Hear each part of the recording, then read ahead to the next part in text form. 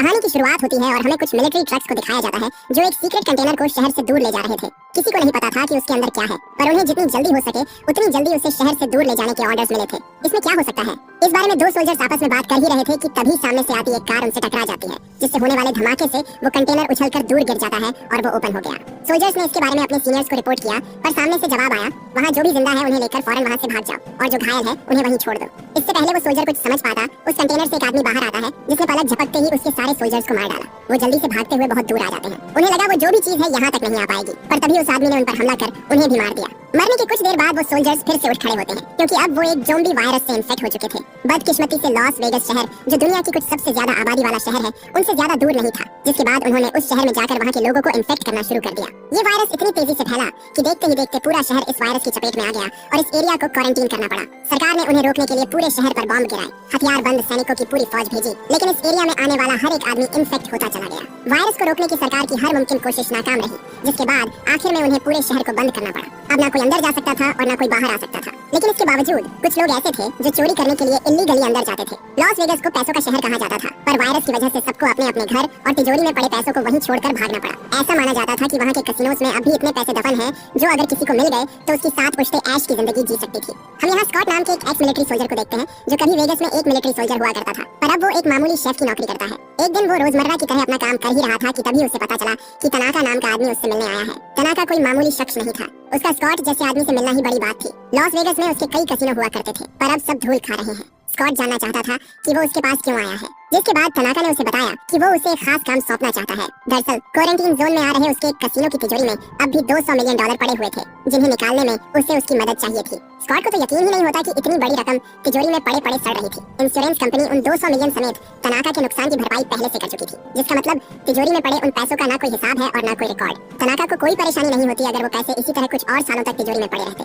पर सरकार अगले 4 दिनों में पूरे शहर को न्यूक्लियर बॉम्ब से उड़ाने वाली थी, जिसमें कैसीनो समेत उसके सारे पैसे जलकर राख हो जाते। वो स्कॉट को इस काम को करने के लिए फोर्स नहीं करना चाहता था, इसलिए उसने स्कॉट को एक नक्शा दिया और चुपचाप वहाँ से चला गया। अब फैसला उसके हाथ में था कि वो ये काम करेगा या नहीं। इसके बाद हमें क्वारंटीन कैंप को दिखाया जाता है, जहाँ वेगस से रेस्क्यू किए गए लोगों को रखा जाता था। यहाँ हम स्कॉट की बेटी केट को देखते हैं, जो लोगों की मदद करने का काम किया करती थी। रीटा नाम की एक औरत जो केट की दोस्त भी थी, उसे बताती है कि कल वो क्वारंटीन जोन में जाने वाली है, जिस पर केट ने उसे ऐसा करने से साफ मना कर दिया, क्योंकि अंदर बहुत खतरा था। पर रीटा कहती है कि वो बस कुछ देर के लिए अंदर जाएगी और वहाँ से कुछ पैसे लेकर वापस आ जाएगी। उसने कुछ लोगों को ऐसा करते हुए देखा था। कई लोग अंदर गए और मालूम माल होकर वापस आए, पर केट उसे समझाती है कि अफवाहें झूठ है, आज तक वहाँ से कोई वापस नहीं आया। वो बात कर ही रहे थे कि तभी वहाँ एक गार्ड आता है। केट को गुस्से में देख उसे लगा कि कहीं वो इन्फेक्टेड तो नहीं, जिसके बाद उसने उन दोनों पर टेम्परेचर गन रख दी। उनकी बॉडी का टेम्परेचर तय की गई लिमिट से कम होता तो अपने आप गोली चल जाती, पर खुशकिस्मती से ऐसा नहीं होता।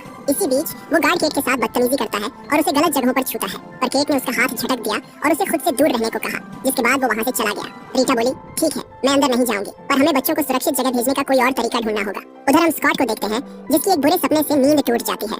हर रात वो उसी दिन को याद करता था जिस दिन उसने इन्हीं हाथों से अपनी इन्फेक्टेड वाइफ की जान ली थी। उसने फैसला कर लिया कि वो ये काम करेगा, पर इसे अंजाम देने के लिए उसे एक टीम की जरूरत थी। तनाका ने उसे कहा, एक टीम बनाओ जिसमें एक तिजोरी तोड़ने वाला और एक पायलट हो, जो काम होने के बाद तुम्हें वहाँ से निकाल सके। इसके बाद स्कॉट अपनी पुरानी दोस्त मारिया के पास जाता है, जो अब एक कार रिपेयर शॉप चलाती थी। उसने मारिया को इस ऑफर के बारे में बताया और कहा, आज तक हमने कितनों को बचाया, पर हमें बदले में क्या मिला, लेकिन इस बार हमें खुद के लिए कुछ करने का मौका मिला है। मारिया उसके साथ चलने को मान जाती है, लेकिन उन्हें एक और आदमी की जरूरत थी। वो विल नाम के आदमी के पास जाते हैं, जिसे ज़ॉम्बीज़ को मारने का एक्सपीरियंस था। सिर्फ वही था जिस पर वो इस पूरे मिशन में भरोसा कर सकते थे। फैसला हुआ कि तीनों $15 मिलियन लेंगे और बाकी के $5 मिलियन को टीम के बाकी मेंबर्स में बांट दिया जाएगा। इसके बाद वो मीडियम के पास जाते हैं, जो एक पायलट थी। उसे तो पैसे की इतनी जरूरत थी कि वो काम सुने बिना ही साथ आने को तैयार हो जाती है। इस तरह उन्होंने कुछ और लोगों को भी अपनी टीम में शामिल किया, जिन्हें हथियार चलाना आता हो और ज़ॉम्बीज़ से लड़ने में उनकी मदद कर सके। सबसे आखिर में वो एक चोर के पास गए, जिसे तिजोरियों के बारे में सब कुछ पता था। साइमन को जब पता चला कि उसे लॉस वेगस के कैसीनो में रखी तिजोरी खोलनी है, तो वो मानो जैसे खुशी से झूम उठा। ये तिजोरी खोलना तो उसके बचपन का सपना था, क्योंकि ये तिजोरी किस्मत से नहीं सिर्फ काबिलियत से खुलती थी, और उसे पूरा यकीन था कि वो इतना काबिल है कि इसे खोल सके। इसके बाद उन सब ने अपने अपने हथियार बाहर निकाले, क्योंकि अब उनका इस्तेमाल करने का टाइम आ चुका था। टीम के सभी लोग एक पुराने गैरेज में इकट्ठा होते हैं, जहाँ तनाका उन सबको अंदर घुसने से लेकर बाहर निकलने तक का सारा प्लान समझाता है। प्लान सिंपल था, उन्हें अपना रास्ता क्लियर करते हुए अंदर जाना है और फिर उस तिजोरी को खोलकर उसके अंदर पड़े सारे पैसों को बैग में भरकर हेलीकॉप्टर में लौट करके वहाँ से पलक झपकते ही गायब हो जाना है। और ये सब उन्हें अगले 32 घंटों में करना होगा। लेकिन जब उनमें से एक को पता चला कि उन्हें क्वारंटीन जोन में जाना है, तो वो साथ चलने से मना कर देता है, क्योंकि वो इतने कम पैसों के लिए इतना बड़ा जोखिम लेने को तैयार नहीं था। वो वहाँ से चला गया और अब उनकी टीम में कुछ ही लोग बचे थे। सारी तैयारियां हो गई थी। हालांकि फिर भी क्वारंटीन जोन में घुसना इतना आसान नहीं था, क्योंकि अब भी मिलिट्री फोर्सेस चारों ओर तैनात थी, जो उन्हें किसी भी कीमत पर अंदर नहीं जाने देते। मदद के लिए स्कॉट अपनी बेटी के पास आता है, जो क्वारंटीन जोन में काम करती थी। वो उन्हें बड़े आराम से अंदर भेज सकती थी, लेकिन उसे मनाना स्कॉट के लिए बिल्कुल भी आसान नहीं था, क्योंकि केट अब तक स्कॉट से इस बात को लेकर नाराज थी कि उसकी मोम के जाने के बाद उन्होंने उसे अकेला छोड़ दिया और कभी उससे मिलने भी नहीं आए। स्कॉट केट को बताता है कि मैं ये तुम्हारे लिए कर रहा हूँ। इस काम के लिए मैं तुम्हें $15 मिलियन दूंगा, जिसके बाद केट उनकी मदद करने को तैयार हो जाती है। उसी रात हम उसकी दोस्त रीटा को देखते हैं, जो केट के मना करने के बावजूद लिली के पास जाती है और उससे रिक्वेस्ट करती है कि उन तीनों को अंदर भेज दे। उधर विल साइमन को बंदूक चलाना सिखाता है, क्योंकि पूरी टीम में सिर्फ वही था जिसने कभी किसी ज़ॉम्बी को नहीं मारा था, और वो नहीं चाहता था कि मिशन के दौरान वो किसी पर बोझ बने। उनकी टीम में मार्टिन नाम का एक और आदमी भी जुड़ जाता है, जिसे तनाका ने अपनी तरफ से उन पर नजर रखने के लिए भेजा था। टीम में कोई उसे पसंद नहीं करता था, क्योंकि वो उनके किसी काम का नहीं था। केट उन्हें लिली से मिलवाती है, जिसे लोग पासपोर्ट के नाम से भी जानते थे, क्योंकि वो लोगों को पैसों के लिए अंदर भेजा करती थी। अपना काम खत्म करने के बाद वो वहाँ से जा ही रही थी कि तभी उसने रीटा के बच्चों को रोते हुए देखा। जब उसे पता चला कि लिली ने रीटा को अंदर भेज दिया, तो वो गुस्से में उसे जोर का घूंसा मारती है और उससे पूछती है कि तुमने उसे अंदर क्यों भेजा। अब इसमें लिली की भी कोई गलती नहीं थी। उसे नहीं पता था कि रीटा के 2 बच्चे भी हैं, और न उसने ये बात उसे अंदर जाने से पहले बताई थी, वरना वो कभी उसे अंदर नहीं भेजती। स्कॉट कहता है कि अगर वो हमें मिली तो हम उसे वापस ले आएंगे, पर केट जानती थी कि वो सिर्फ वहाँ पैसों के लिए जा रहे हैं। अंदर जाकर उसे वापस लाना तो छोड़ो, उसे ढूंढेंगे भी नहीं। वो भी साथ चलने को कहती है, पर स्कॉट ने उसे साथ चलने से मना कर दिया, क्योंकि इसमें बहुत खतरा था। लेकिन केट भी कम जिद्दी नहीं थी। वो बोली, अगर आप मुझे नहीं ले चलेंगे तो मैं आपके जाने के बाद अंदर आऊंगी, तब तो खतरा और भी ज्यादा होगा। स्कॉट के पास उसे अपने साथ ले चलने के अलावा कोई और रास्ता नहीं बचा था, इसलिए मजबूरन वो केट को भी टीम में शामिल कर लेता है। इसी बीच लिली ने उस बदतमीज गार्ड को उनकी ओर आते देखा और स्कॉट से कहा, उसने हमें देख लिया है, इसे भी अपने साथ ले चलना होगा, वरना ये बाहर जाकर सबको खबर कर देगा और हमारा पूरा प्लान चौपट हो जाएगा। इसके बाद वो सभी एक सीक्रेट डोर से होते हुए क्वारंटीन जोन के अंदर जाते हैं। एरिया शुरू होते ही उन्हें अपने सामने ढेर सारी लाशें पड़ी मिलती हैं, जिन्हें देखकर साइमन के तो डर के मारे पसीने छूट जाते हैं। लिली उन्हें बताती है कि ये लोग सूरज की रोशनी को झेल नहीं पाए, जब बारिश होगी तब इन्हें देखना चाहिए, कुछ बूंदें गिरेंगी और ये फिर से जिंदा हो जाएंगे। उन्होंने जितना सोचा था, ये शहर उससे भी ज्यादा खतरनाक था। ज़ॉम्बीज़ ने पूरे शहर को जीता जागता कब्रिस्तान बना दिया था। थोड़ी दूर चलते ही उन्हें किसी की आवाज सुनाई दी, जिसके बाद लिली उन्हें तुरंत ही छुपने को कहती है। उनके सामने एक ज़ॉम्बी टाइगर आता है, जो इस रास्ते को गार्ड करता था, पर वायरस की वजह से उसके स्मेल करने की सेंस जा चुकी थी, इसीलिए वो उनकी मौजूदगी को भांप नहीं पाता और चुपचाप वहाँ से चला जाता है। इसके बाद लिली नेथन के पास आई और उससे उसकी गन मांगी, पर नेथन जैसे ही उसे अपनी गन देता है, लिली उसके पैर में गोली मार देती है। सब पूछते हैं कि तुमने ऐसा क्यों किया, जिस पर लिली उसे बताती है कि आगे बढ़ने के लिए हमें उनसे सौदा करना पड़ेगा। ये एक तोहफा है जिससे वो खुश हो जाएंगे। अगर हम उनके वसूलों के हिसाब से चलें तो वो हमें छुएंगे भी नहीं। जल्द ही उन सबको पता चलने वाला था कि लिली किसकी बात कर रही थी। गोली की आवाज सुनकर वहाँ 2 ज़ॉम्बीज़ आते हैं, पर ये बाकियों की तरफ बिना सोचे समझे इंसानों पर झपटने वाले ज़ॉम्बीज़ नहीं थे। वो उन्हें देखते हैं पर किसी पर हमला नहीं करते, लेकिन वो नेथन को उनकी एंट्री फीस के तौर पर अपने साथ ले गए। उन्होंने पूछा वो उससे कहाँ ले गए, जिस पर लिली बोली, मुझे नहीं पता, बस इतना जानती हूँ कि जो भी उस बिल्डिंग में जाता है उनके जैसा बन जाता है। इसी बीच हम एक और ज़ॉम्बी को देखते हैं, जो दूर से उन पर नजर रखे हुए था, पर वो उनके पीछे नहीं जाता, क्योंकि उन लोगों ने कीमत अदा कर दी थी। इसके बाद वो लोग आगे बढ़ते हैं। मेरियन स्कॉट से पूछती है कि तू अगला शिकार किसको बनाएगा, कुछ सोचा है क्या?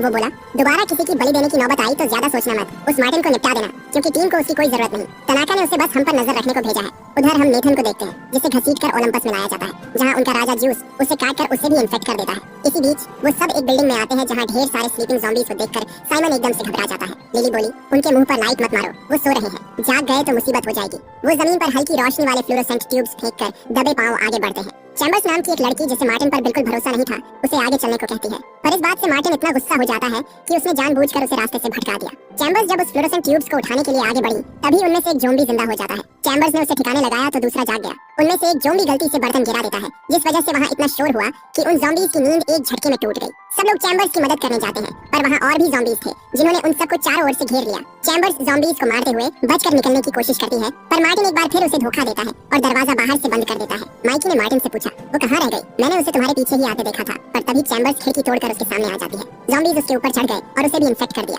जिसके बाद माइकी को दिल पर पत्थर रखकर उसे शूट करना पड़ा।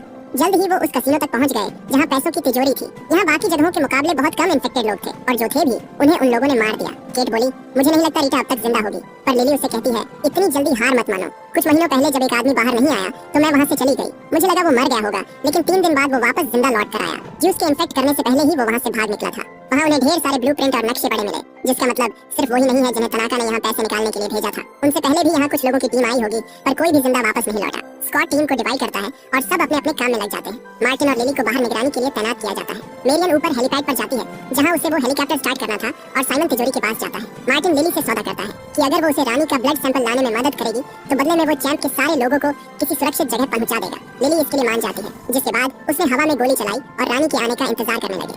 स्कॉट ने जनरेटर स्टार्ट किया जिससे वहाँ फिर से रोशनी हो जाती है। उधर विल और साइमन ज़ॉम्बीज़ को मारते हुए तिजोरी के पास आते हैं। साइमन तो लॉकर को देखकर मानो खुशी से पागल ही हो जाता है, पर खतरा अब भी टला नहीं था। तिजोरी से पहले वहाँ कुछ ट्रिगर पॉइंट्स थे जिन पर उन्होंने पैर रखा तो शरीर के चिथड़े उड़ जाएंगे। वहाँ उन्हें और लोगों की लाशें मिली जिन्होंने उनसे पहले तिजोरी को खोलने की कोशिश की थी, पर सब मारे गए। उनकी हालत देखकर किसी में भी आगे बढ़ने की हिम्मत नहीं होती। अच्छी बात ये थी कि ट्रिगर पॉइंट्स बस एक बार काम करते थे, मतलब अगर किसी तरह वो इसे चकमा दे दे तो बात बन सकती है। जिसके बाद विल नीचे जाता है और एक ज़ॉम्बी उठाकर लाता है। उन्होंने उसे आगे जाने को कहा, पर वो इतना भी बेवकूफ नहीं था। जिसके बाद विल ने उसे गोली मार दी और एक दूसरा ज़ॉम्बी लेकर आया। इस बार वो उसे खाने का लालच देकर आगे भेजते हैं और उसने जैसे ही ट्रिगर पॉइंट्स पर पैर रखा उस पर गोलियों की बारिश हो जाती है। एक एक कर उसने सारे सेफ्टी पॉइंट्स क्लियर कर दिए और अब खतरा ना के बराबर था। उधर मार्टिन देखता है कि रानी उसके जाल में फंस चुकी है। वो उन दोनों के सामने आती है, पर जब उसने देखा कि इन लोगों ने उसके लिए कुछ नहीं रखा है तो वो उन पर गुस्सा हो जाती है। मार्टिन ने रानी को पकड़ लिया, पर वो दूसरा ज़ॉम्बी उस पर हमला कर देता है। वो उसे इन्फेक्ट करने ही वाला था कि तभी लिली उसे मार डालती है। इसके बाद मार्टिन रानी के पास आता है और एक तार से उसकी गर्दन काटने लगता है। लिली बोली, ये क्या कर रहे हो तुम? तुम्हें तो बस ब्लड सैंपल चाहिए था ना? पर मार्टिन सिर्फ अपने बॉस को खुश करने के लिए किसी भी हद तक जा सकता था। इसी बीच हम रीटा को देखते हैं जो ज्यूस के कब्जे में थी। वो उसे इन्फेक्ट करने ही वाला था कि तभी उसने रानी की चीखें सुनी, जिसके बाद वो उसे ढूंढने चला गया। स्कॉट न्यूज़ में देखता है कि सरकार ने लोगों के दबाव में आकर इस शहर को तय किए गए समय से 24 घंटे पहले न्यूक्लियर बॉम्ब से उड़ाने का फैसला कर लिया था। इसका मतलब था कि अब उनके पास चोरी करके फरार होने के लिए सिर्फ कुछ ही घंटे बचे हुए हैं। उधर मेरियन जिस हेलीकॉप्टर को स्टार्ट करने की कोशिश कर रही थी वो पुराना होने की वजह से आग पकड़ लेता है। उसने किसी तरह आग तो बुझा दी, पर अब वो स्टार्ट होगा या नहीं ये सिर्फ ऊपर वाले के हाथ में था। स्कॉट जल्दी से ऊपर आता है और पूछता है तिजोरी खोलने में और कितना टाइम लगेगा, पर साइमन जो बस उसे खोलने ही वाला था उसकी वजह से डिस्ट्रैक्ट हो जाता है। वो स्कॉट पर चिल्लाते हुए बोला, मेरी बात ध्यान से सुनो, ये लॉकर दुनिया की सबसे हाईटेक लॉकर्स में से एक है। अगर तुमने एक और बार मेरा ध्यान भटकाया तो ये तिजोरी कभी नहीं खुलेगी, समझे? उसे इतना सीरियस देखकर एक बार के लिए स्कॉट भी पीछे हट जाता है और उसे उसका काम करने देता है। उन्होंने उसे नहीं बताया कि बॉम्ब फटने में कुछ ही घंटे बचे हुए हैं, वरना वो डर जाता। उधर ज्यूस जब रानी के पास पहुंचा तो वहाँ उसे उसकी सरकटी लाश पड़ी हुई मिली, जिसे देखकर ज्यूस को बहुत गुस्सा आता है। वो उसे अपने सारे ओलंपस में ले आया और जब उसने रानी का पेट चीर कर बच्चे को बाहर निकाला तो पाया कि उसका बच्चा मर चुका था। ये देखकर उसकी आंखों में खून उतर आता है, जिसके बाद उसने अपनी आर्मी को तैयार किया और जंग का ऐलान कर दिया। खतरे से अनजान स्कॉट और उसकी टीम अब भी उन पैसों को लेकर भागने की फिराक में थे। वहाँ उन्हें कुछ पैसे मिलते हैं जिसे उन्होंने आपस में बांट लिया। स्कॉट ने इतने सारे पैसे कभी नहीं देखे थे, पर जो चीज उस तिजोरी के अंदर थी उसके आगे तो ये रकम कुछ भी नहीं थी। इसी बीच साइमन जो काफी देर से उसे खोलने में जुटा हुआ था आखिरकार उस लोग को तोड़ने में कामयाब हो जाता है। जब उन्होंने तिजोरी का दरवाजा खोला तो अंदर पड़े पैसे देखकर उनकी आंखें फटी की फटी रह गईं। वो जल्दी से सारे पैसों को बैग में भरकर उसे हेलीकॉप्टर में लोड करने लगते हैं। देखते ही देखते उन्होंने सारी तिजोरी खाली कर दी, पर इसी बीच स्कॉट देखता है कि केट वहाँ नहीं थी। उसने उसे ढूंढने की बहुत कोशिश की, पर वो उसे कहीं नहीं मिलती क्योंकि केट अकेले रीटा को ढूंढने चली गई थी। उधर हम ज्यूस को देखते हैं जिसकी पूरी आर्मी उस कैसीनो की ओर बढ़ रही थी। जल्द ही बिल्डिंग खाली हो गई, जिसके बाद केट अंदर जाती है। हालांकि खतरा अभी टला नहीं था। हम इन्फेक्टेड नेथन को देखते हैं जो अभी उस बिल्डिंग में मौजूद था। स्कॉट अपनी बेटी को ढूंढने जाने ही वाला था कि तभी लिफ्ट का दरवाजा खुला और ज्यूस की आर्मी ने मारिया की गर्दन तोड़कर उसे मार डाला। सब इतनी जल्दी हुआ कि स्कॉट को संभलने का मौका ही नहीं मिला। साइमन ने देखा कि उनकी पूरी आर्मी उन्हें मारने के लिए आ रही है, जिसके बाद वो विल के साथ लॉकर के पास चला जाता है क्योंकि छुपने के लिए वो सबसे सेफ जगह थी। लिली वहाँ से भाग ही रही थी कि तभी मार्टिन ऊपर से दरवाजा बंद कर देता है क्योंकि उसे जो चाहिए वो मिल चुका था। वो बोला, तनाका को पैसों से कोई मतलब नहीं, इस बैग में जो है वो चीज उन पैसों से कहीं ज्यादा कीमती है। ज्यूस अंदर आता है, पर तब तक सब वहाँ से जा चुके थे। विल उस पर गोली चलाता है, पर उसने एक लोहे का हेलमेट पहन रखा था जिस वजह से उसे गोली नहीं लगती। विल उससे फाइट करता है, पर ज्यूस उससे कहीं ज्यादा ताकतवर था। उसने विल को बहुत मारा और उसे काट कर इन्फेक्ट करने ही वाला था कि तभी साइमन बीच में कूद पड़ा और उसकी जान बचा ली। उसने अपनी जान की परवाह के बगैर विल को अंदर धकेल दिया और खुद दरवाजा बंद करने के लिए बाहर ही रुका रहा, जिस वजह से वो भी मारा जाता है। उधर मार्टिन सबको धोखा देकर भागने की कोशिश कर रहा था, पर तभी उसे बैग में कुछ अजीब सा महसूस हुआ। उसने जब बैग खोला तो पाया कि उसके अंदर रानी का सर नहीं था, क्योंकि लिली ने पैसे बटोरते वक्त बड़ी चालाकी से बैगों की अदला बदली कर दी थी। वो कुछ समझ पाता उससे पहले ही वहाँ व्हाइट टाइगर आ जाता है जिसने मार्टिन पर हमला कर दिया। उसने मार्टिन को अपने नुकीले जबड़ों से दबोच लिया और उसे बुरी तरह नोच डाला। आखिर में वो उसके सर को कच्चा चबाकर उसे मार डालता है। स्कॉट बचे हुए लोगों के साथ ऊपर जाने की कोशिश करता है, पर नीचे उनकी पूरी सेना थी जिनसे लड़ते लड़ते स्कॉट की सारी गोलियां खत्म हो गईं। ज़ॉम्बी बेचारे माइकी को भी काट लेते हैं, जिसके बाद उसने अपनी जैकेट में सभी ग्रेनेड की पिन खींचकर वहाँ एक बहुत बड़ा धमाका कर दिया। स्कॉट लिली के साथ ऊपर आता है, पर उसने देखा कि मेरियन अभी तक हेलीकॉप्टर स्टार्ट नहीं कर पाई थी। वो उसे जल्दी करने को कहते हैं, पर तभी वहाँ ज्यूस आ गया। वो उन पर हमला करने ही वाला था कि तभी लिली अपने बैग से रानी का सर निकालती है और उस पर बंदूक तान देती है। वो बोली, आगे बढ़े तो इसका भेजा उड़ा दूंगी, जिसके बाद ज्यूस को उसकी बात माननी पड़ी। खुशकिस्मती से उनका हेलीकॉप्टर स्टार्ट हो गया और उन्हें अपनी आंखों के सामने से जाता देख ज्यूस गुस्से से पागल हो जाता है। जैसे ही लिली का उस पर से ध्यान भटका, उसने एक सरिया उसकी बॉडी के आर पार कर दिया, जिसके बाद लिली भी रानी का सर नीचे फेंक कर उसे मार डालती है। इसके बाद ज्यूस अपनी अपनी आर्मी के साथ उस हेलीकॉप्टर का पीछा करता है। स्कॉट ने कहा, तुम यहीं रुको, मैं उसे लेकर आता हूँ। उधर हम केट को देखते हैं जो रीटा को ढूंढ लेती है, पर वो जैसे ही आगे बढ़ने वाली थी नेथन ने उस पर हमला कर दिया। उससे पीछा छूटा तो वो अपने सामने ज्यूस को खड़ा पाती है, जिसकी पूरी आर्मी एक साथ उस पर टूट पड़ी। जल्द ही उसकी गोलियां खत्म हो जाती हैं, पर तभी एंड मौके पर वहाँ स्कॉट आ गया और उसने ज्यूस को बजूका से उड़ा दिया। वो तीनों भागकर ऊपर आते हैं, पर वहाँ उन्हें रेस्क्यू करने के लिए कोई हेलीकॉप्टर नहीं था। स्कॉट को लगा कि मेरियन ने उसे धोखा दिया, पर तभी केट को हेलीकॉप्टर की आवाज सुनाई देती है। उसने भागने की कोशिश की थी, पर एंड मौके पर उसका ज़मीर जाग गया। वो सब जल्दी से हेलीकॉप्टर में बैठते हैं, पर तभी वहाँ ज्यूस भी आ जाता है। मेरियन ने जल्दी से हेलीकॉप्टर को दूर ले जाने की कोशिश की, पर ज्यूस एक लंबी छलांग लगाकर सीधा हेलीकॉप्टर में कूद जाता है, जिससे उनका बैलेंस बिगड़ गया। वो क्रैश करने लगते हैं, पर मेरियन ने किसी तरह उसे संभाल लिया। स्कॉट ने ज्यूस को मारने की अपनी पूरी कोशिश की, पर गलती से एक गोली मेरियन को लग जाती है, जिससे वो बुरी तरह घायल हो गई। वो किसी तरह उन्हें क्वारंटीन जोन के बाहर ले आती है, पर तभी उसने एक न्यूक्लियर मिसाइल को देखा जो शहर की ओर बढ़ रही थी। इसी बीच ज्यूस ने स्कॉट को भी इन्फेक्ट कर दिया, पर वो उसे मार पाता उससे पहले ही एक बड़ा न्यूक्लियर एक्सप्लोजन होता है, जिससे निकलने वाली रोशनी से ज्यूस की आंखें धुंधली हो गई और बस इसी का फायदा उठाकर स्कॉट उसे गोली मार देता है। जल्द ही धमाके की शॉक वेव्स उनके हेलीकॉप्टर से टकराती है, जिससे उनका हेलीकॉप्टर बुरी तरह क्रैश हो गया। कुछ देर बाद जब केट को होश आया तो उसने देखा कि मेरियन और रीटा दोनों ही इस क्रैश को सर्वाइव नहीं कर पाई थी। स्कॉट की सांसें अभी तक चल रही थी, पर अफसोस अब इन सब का कोई फायदा नहीं था, क्योंकि वो इन्फेक्ट हो चुका था। जल्द ही उस पर भी वायरस का असर होने लगा है, जिसके बाद केट को दिल पर पत्थर रखकर अपने डैड को मारना पड़ा। न्यूक्लियर बॉम्ब से पूरा शहर तहस नहस हो गया था, पर हम उस मलबे में से विल को सही सलामत बाहर निकलते हुए देखते हैं, क्योंकि वो तिजोरी इतनी स्ट्रॉन्ग थी कि उसने न्यूक्लियर एक्सप्लोजन तक को झेल लिया था। इसके बाद पैसों से भरे बड़े बड़े बैग लेकर विल एयरपोर्ट आता है, जहाँ उसने एयर होस्टेस से एक प्राइवेट प्लेन मांगा। उसकी हालत देखकर एयर होस्टेस उसे प्लेन देने से मना कर देती है, और जैसे ही विल ने उसके सामने नोटों की गड्डियां रखी, उसे तुरंत ही वो प्लेन इस्तेमाल करने को मिल जाता है। विल मैक्सिको जा रहा था, पर जैसे ही प्लेन टेक ऑफ किया अचानक उसे चक्कर आने लगते हैं। वो जल्दी से बाथरूम में गया और देखा कि उसके हाथ में बाइट का निशान था। इसका मतलब वो भी इन्फेक्ट हो चुका है और जल्दी ही एक ज़ोंबी में बदल जाएगा। और इसी के साथ ये मूवी यहीं खत्म हो जाती है।